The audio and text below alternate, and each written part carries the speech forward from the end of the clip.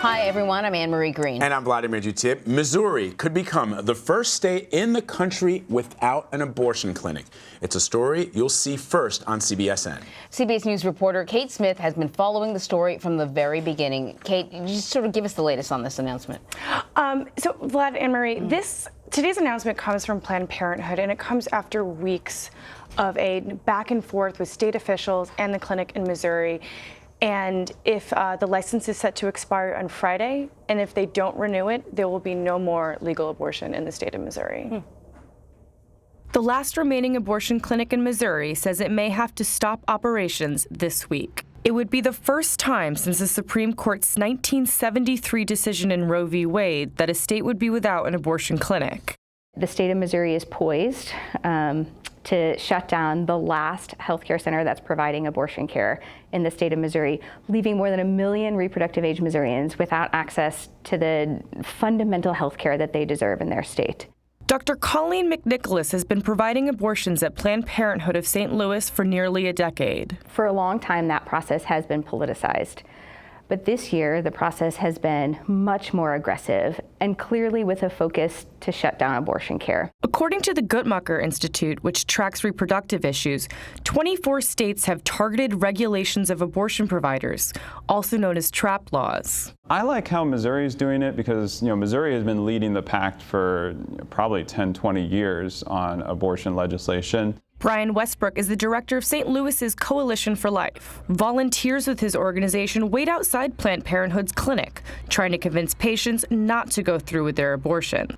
In the 1980s, Missouri was one of the first states to pass a so-called trap law, which the American College of Obstetricians and Gynecologists call unnecessary. It's incredibly frustrating to have people who have absolutely no medical training telling me how I should be delivering that care, particularly when the things that they are mandated are so contrary to what is actually medically relevant. In 2008, Missouri had 5 functioning abortion clinics. Today, the state is home to 1. State law requires a 72-hour waiting period where patients visit an abortion clinic, receive counseling, then wait at least 3 days before terminating a pregnancy. So the 72-hour waiting period has guaranteed to save lives. So they're making this decision in haste. They really haven't sat down and thought through this life-changing surgery that they're going to have. It assumes that I didn't think about my decision.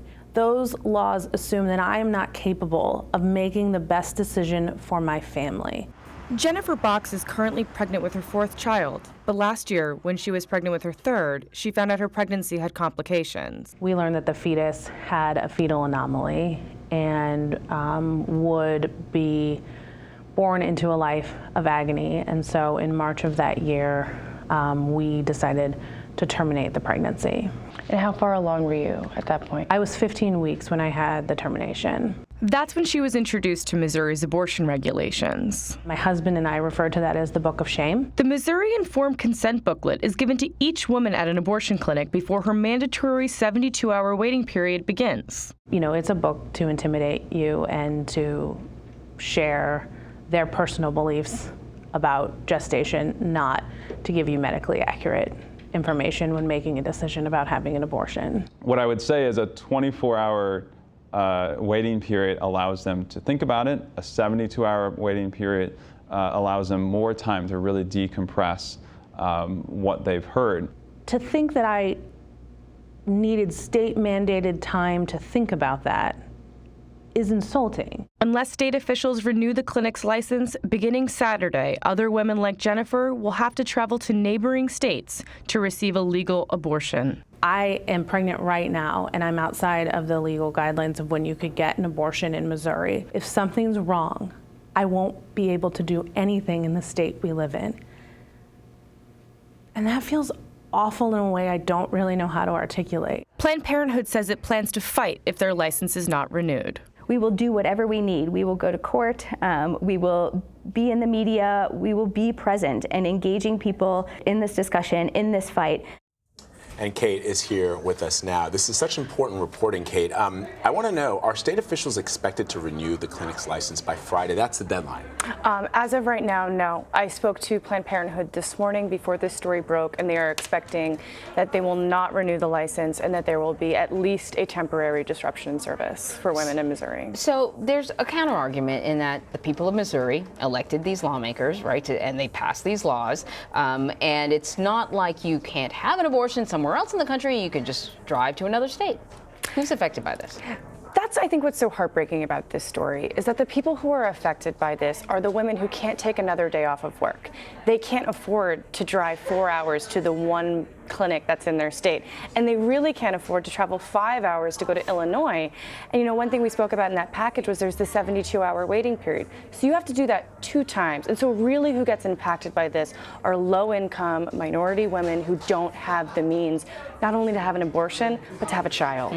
So what happens if the state refuses to renew this clinic's license? I know you, in your piece, we see members of Planned Parenthood saying they're prepared to fight it, but legally, what are their options? There's not a lot. All of this is perfectly legal in the state of Missouri. They've been, since the 1980s, they have been passing laws waiting for this day. They're called TRAP laws, Targeted Regulation of Abortion Providers. They basically, what they do is they regulate these clinics out of existence. They mandate how wide the hallways have to be. They mandate Of the clinics. Of the clinics. And all of these things such that you end up like Missouri with one clinic. And then that clinic is so vulnerable to something like this in this news. So the governor also signed another one of those abortion ban laws in Missouri. What can you tell us about that? Yeah, so that is a huge, sweeping, omnibus anti-abortion package. It has an 8-week ban. It has a cascading ladder of bans in case that 8-week ban isn't found constitutional. So they're very pragmatic in this bill. There's a trigger law in case Roe v. Wade is overturned. Abortion's automatically illegal in Missouri. A host of other things, but I think the real irony of all of this is that even though they passed an abortion ban just last week, what's going to close the last or I should say what will stop abortions in the state, you know, has nothing to do with that abortion ban. That's really, we've been talking a lot about these trigger laws and stuff like that, but this regulating of abortion clinics, that's been going on for a while in a number of different states. Exactly. Yeah, it's really interesting, Kate. It's great reporting. Thank you so much. Thank you so much for sharing it. You can read Kate's article right now on CBSNews.com. CBS News has reached out to the Missouri Department of Health and Senior Services. We have not yet heard back. Be sure to tune in to CBSN during our 2 p.m. hour to hear from Planned Parenthood President and CEO Dr. Leanna Wen. It will be her first interview following today's announcement.